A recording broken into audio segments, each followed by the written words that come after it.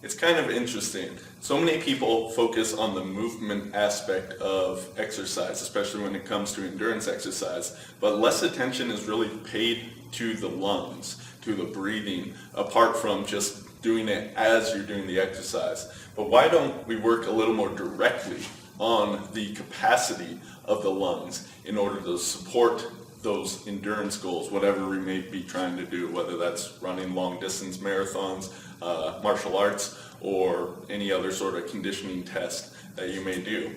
By working more directly on the lungs, it can work as an adjunct to what we're doing with exercise oftentimes. So today I want to talk about holding your breath. Unless you're a swimmer or doing some deep sea diving, most people don't pay attention to this.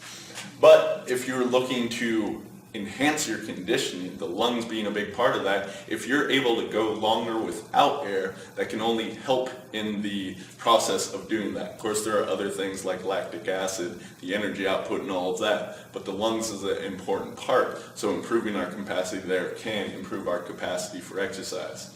Something that's very interesting is when we hold our breath, this is my rendition of lungs, I know they're horrible, but as soon as we begin to hold our breath, we're producing more CO2 within the body, and of course we don't have as much oxygen.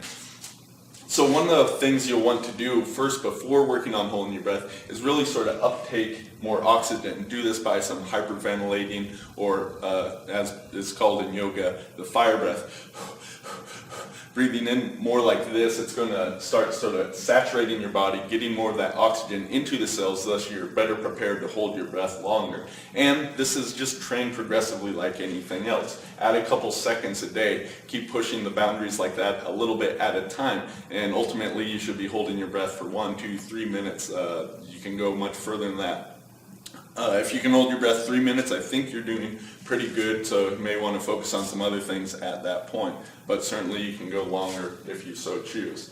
Of course, with this, passing out is something we want to avoid, blacking out, that sort of thing. So do it in a safe manner. It can be good to stay low to the ground. When you're trying to hold your breath, the most ideal way of doing it, if you're really sort of pushing the time, is no activity. Don't move. I'd say low to the ground. Don't even think so much, as that can activate the energy of your mind and take up more energy that way.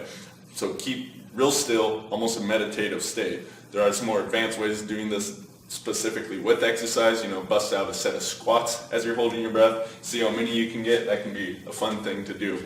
But what's really cool is when we begin to hold our breath, the blood drives into the different organs, including the brain. So this can be a great way to improve cognitive thinking.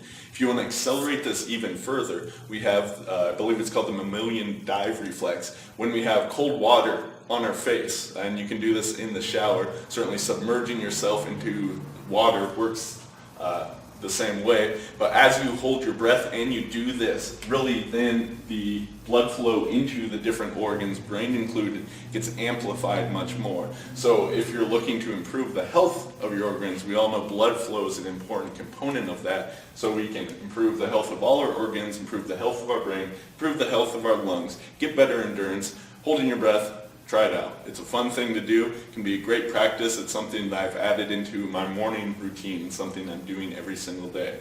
I encourage you to do the same.